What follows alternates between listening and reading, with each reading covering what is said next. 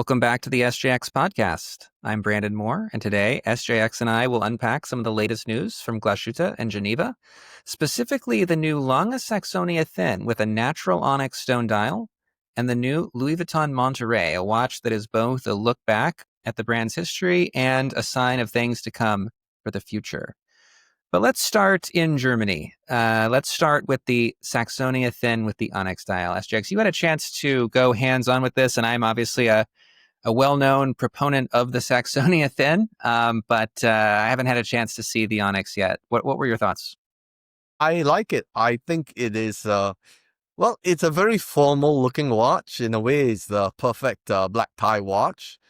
You have it in platinum, you have it in honey gold. So either color, depending on what color of cufflinks you wear, you can buy it to match your cufflinks and studs. Simple. The dial is very shiny and very black. It's just like I said, a really, really nice dress watch. It looks, at a distance, it looks very similar to the standard model because it's essentially the same thing in the different color. But up close, you can see the dial is different because it's very shiny. It's really like a piano black and perfectly glossy. And it's priced okay. It's a lot more expensive than the regular version. I think that basically you get a different case metal and an onyx dial for like $10,000-$12,000 extra, which is a lot of money for just a cosmetic change. But if I were in the market for a dress watch like the Saxonia, I would pick one of these over the standard ones any day. Yeah, the honey gold certainly stands out to me in pictures. I like how that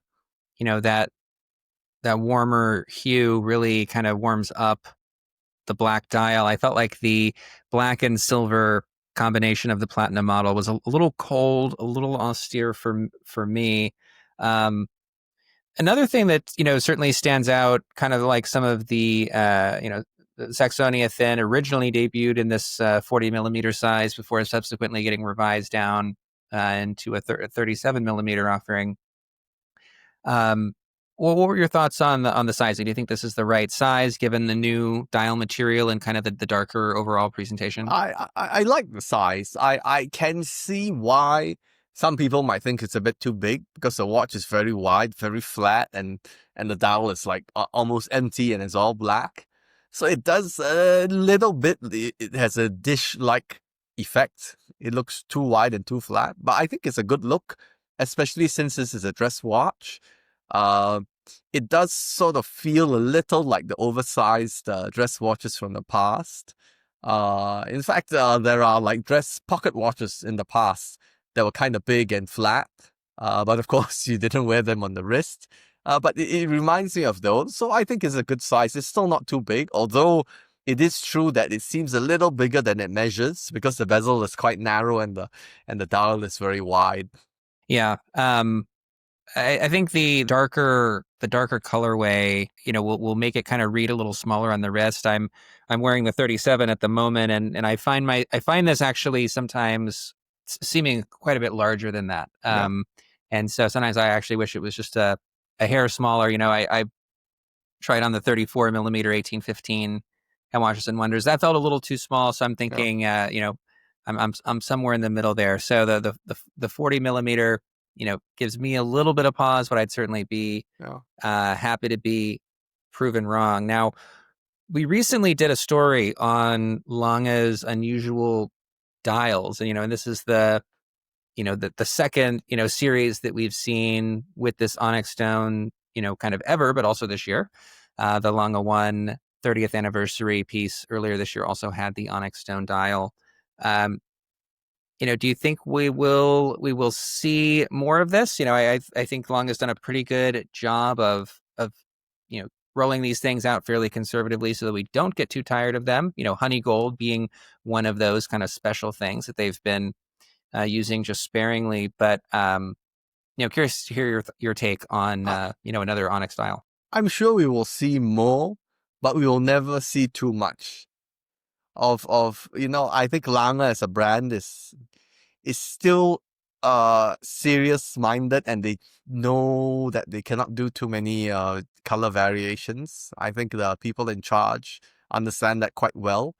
and they do it just right? Like now Lange, they have salmon dials. We talked about it in the last episode, the salmon dial, Richard Lange jumping seconds. But Lange doesn't do that many salmon dials. Lange will never end up being the kind of brand that introduces a different color every 6 months. Which is part of the brand's appeal, right? It's a serious brand that doesn't do things like this. That's a part of the brand's appeal, and that's also part of the appeal of the watch, because they're not going to do malachite next month, and next year they do lapis, and the year after they do sodalite and ruby. They won't do that. Yeah. I mean, they've been, over the years we've seen everything from enamel to mother of pearl. Mother of pearl is something that's been out of the collection for a while. That is something that I would like to see come back. I know it's tends to be associated most with women's watches, but I love the material. If the design and color were right, I'd be happy to own and wear a watch with a mother of pearl dial. So that would be something that I'd be looking for. Maybe a 30. Well, I'll set my wish list aside for another time. But speaking of dials, another watch just came out recently with a pretty spectacular enamel dial, and that's the Louis Vuitton Monterey. Kind of a callback to the brand's first wristwatches from the late 80s, which were quartz, now benefiting from La Fabrique du Temps's kind of latest and greatest generation of movements. All the way through case, dial, movement, design. This watch really impressed me. Curious to hear what your thoughts were when you first heard about this or opened up the press release. It's I've seen the watch, and it is one of those remakes that sort of visually looks like the vintage watch, but in person it's completely different, because the vintage original was sort of a dinky kind of thing with a quartz movement. That the quartz movement was only the IWC. It's very advanced quartz movement at the time, but today you cannot repair it anymore because nobody has parts. So the vintage originals are kind of a little bit weird, and you can see the build quality is not quite there. I mean, they are definitely not Lange build quality. While the modern watch is bigger, and you can see the quality is top quality. You have enamel dial, gold case, in-house automatic movement. So it sort of looks like the original, but in person it's completely different because it's substantially bigger, it's heavier, and you can just see it's a much better quality watch. I think the missed opportunity is that it doesn't have any of the functions of the original. The new Monterey is basically a time-only watch, right? The original was actually a very advanced multi-function quartz watch, like an alarm and all sorts of silly things inside, which is also why they're so impossible to fix today. And I think actually the interesting thing, well, something that might be interesting is whether or not Louis Vuitton will remake the other Monterey, which was the one that was in ceramic, because the original series, there were two models, a complicated like world time alarm in gold and a simpler version in ceramic. If Louis Vuitton remakes the ceramic version, I think it'll be interesting and also more affordable. Yeah, it's to your point, it's definitely top quality. Even the red painted hands are, in fact, 18 karat gold, just like you would find on the Saxonia. The Saxonia also has 18 karat gold hands, rhodium plated, but so that was impressive to see. And then of course, a little bit higher end movement than we're used to seeing in the Louis Vuitton collection. This is the same kind of movement that's powering the spin time complication, very, very compact movement, hence the kind of pebble-like case of the Monterey, but free sprung balance, nice finishing, very much a La Fabrique du Temps product made, wholly in-house in Geneva. Really a testament to how far they've come as a manufacturer. I mean, the movement, I think actually it is an outstanding example of high-end industrial high horology in terms of construction and finishing. I think it's um,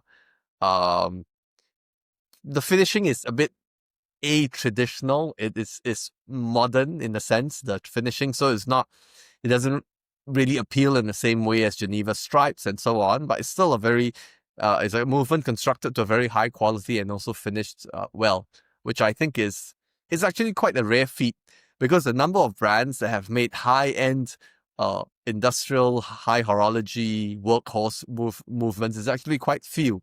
There'll be brands like AP, Patek, Vacheron, Roger Dubuis with a handful of older calibers, but there are not actually that many. So this, I think, is quite an achievement. And I think La Fabrique du Temps is really kind of the epicenter of these.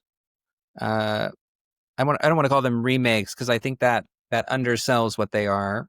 Sort of a remake plus, where they take something from the past that either existed or didn't exist, and bring it back either extremely sympathetically or even in an improved state. And I think they've done that with some of the first pieces that we've seen from the Daniel Roth brand. Yes. They recently came out with the Giorgenta minute repeater, also with an Onyx dial. Yeah. And I think that those are pieces that are either directly inspired by, or at least generally inspired by, the products that came before, but to your point, manufactured in this state-of-the-art industrial high horology context, where they have all the latest equipment, but they also have money and resources to put into materials and finishing and that sort of thing that were lacking before. Certainly Giorgenta was a phenomenal brand in the 90s, as was Daniel Roth, with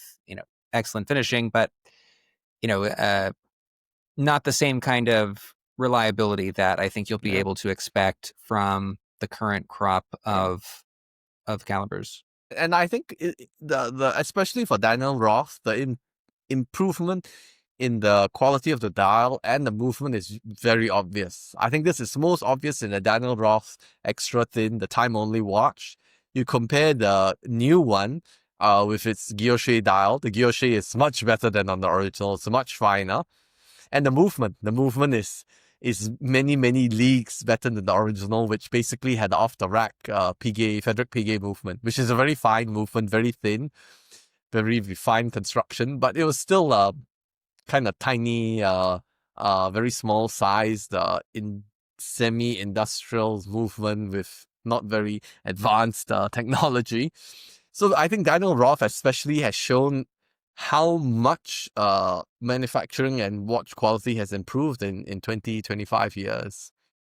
Yeah, looking back at those early extra flats from Daniel Roth and those Piguet movements, I mean, those were, at the time considered, kind of the chic, the elegant, the high-end option that was available to independent watchmakers. You had Lemania was, kind of building the tourbillons kind of to Daniel Roth's own designs.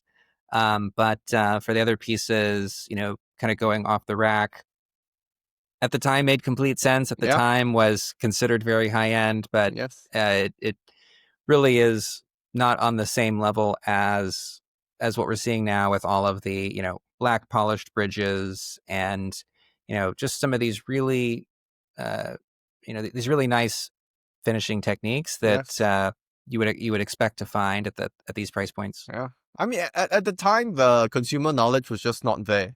There were even brands that use ETA movements, ETA 2892, Valjoux 7750, and they just engrave the movements, and that would be transformed into a high-end movement, right? There were independent brands that were doing that.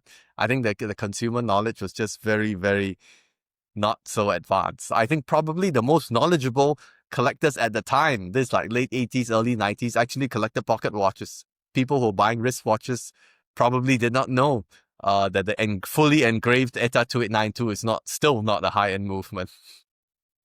Yeah, it's that was the kind of the era of the watch internet that I kind of discovered when I discovered watches, and it seemed like when I discovered this whole world, it was like walking in where the covers had recently been taken off, and people were we're finally connecting the dots about who was making what, and a movement that has its own caliber reference number doesn't mean that it's not just a 2892. Exactly. It's I think it'll be interesting to see where things go over the next 10 years, given the explosion of niche independent makers in the last couple of years, how consumer tastes and knowledge will evolve. Yeah, I think that will be most interesting, especially in the field of independent watchmaking, whether consumers whether taste will change and whether their knowledge will become more the understanding will become more comprehensive. Yeah. To that point, one of the things that I feel like is a real sticking point for a lot of collectors is this idea of buying an expensive watch from a quote unquote fashion brand, whether it's Louis Vuitton or Hermes or Chanel, all of which have really outstanding watches here and there in their collection, if not all the way up and down. And so I think that's another area where it takes some boldness to be able to check that bias and take action on something that's objectively a highly original design, rooted in the brand's history, objectively well made, objectively well finished, designed, engineered, and distinct. I mean, speaking about the new Louis Vuitton Monterey, it's not going to be confused for anything else. It's not trying to be anything other than itself, which is not something that you can say for all the products on the market. I think, you know, I think people who dismiss fashion brands, I think that's like intellectual snobbery, because there are many like you said, fashion brands make really good watches. I'll give you an example. I own a Chanel Jump Hours watch, which I bought new from an authorized retailer. For the same money, I could have bought a watch for an independent watchmaker of some whatever time only thing. I think the Chanel is a much more attractive watch. It is much more interesting. It's very high quality. The movement is original. The finishing is good. The design is very thoughtful. Chanel pays attention to the typography on the dial. While most independent watchmakers, I guess they use Microsoft Word to figure out the typography on the case and the dial. And so I think if you ignore the brand and you just look at the intrinsic qualities of the watch, many of the fashion brands, so-called fashion brands, actually have all of the elements that collectors or enthusiasts seek. The only thing they lack is the brand. And unfortunately, most people today are still buying a brand. Yeah. And, to your point, there's not always a firm distinction between fashion brand and independent watchmaking. The Chanel Jump Hour caliber uses a number of components sourced from Romain Gaultier. Likewise, La Fabrique du Temps, founded by Enrico Barbacini and Michel Navas. Michel Navas. They were independent watchmakers before, sort of a number of different enterprises culminating in the acquisition by Louis Vuitton. But, you can find some of their early work in a number of indies, even the Acrivia chronograph flying tourbillon, long ago kind of was born from B&B Concept, which was this kind of independent studio that eventually was kind of had some hard times, acquired by Hublot subsequently. But, there's a great deal of the ethos of independent watchmaking, even within some of these larger organizations. Exactly. Yeah. And I think, yeah, this is a good spot to wrap it up for this week. And again, to our listeners, if anyone has any topics or questions you find interesting, drop us a line and we can discuss them in future episodes. Thanks for listening.